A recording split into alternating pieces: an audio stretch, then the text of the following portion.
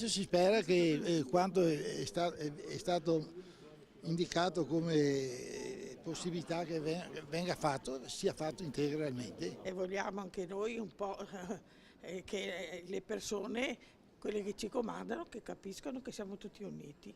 Ecco, più che altro, che siamo tutti uniti. Se l'aspettava questo risultato?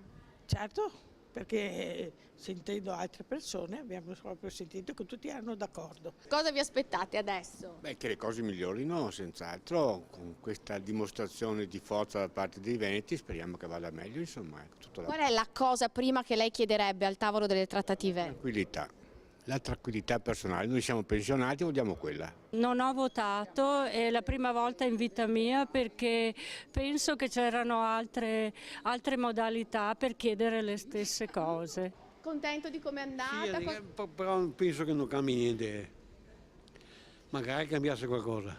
Dice che quindi non si riuscirà a ottenere nulla? No, fatica. Quale sarebbe secondo lei la cosa prima da chiedere? Ci sono tantissimi, non so da quale cominciare.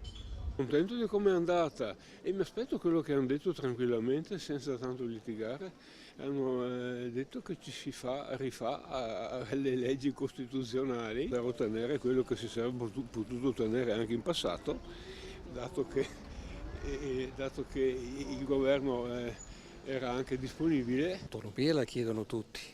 Personalmente non sono andato a votare perché lo ritenevo non inutile ma non necessario, perché il governatore aveva già l'autonomia e il mandato per trattare con il governo. Una manifestazione di intenzione popolare, non neanche slegata dalla voglia di dire. Gli ha dato l'opportunità di dirglielo e lo ha fatto. Sono felicissimo.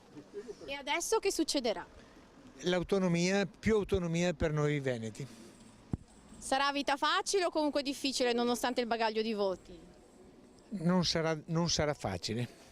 Qual è la prima cosa che secondo lei andrebbe trattata a Roma?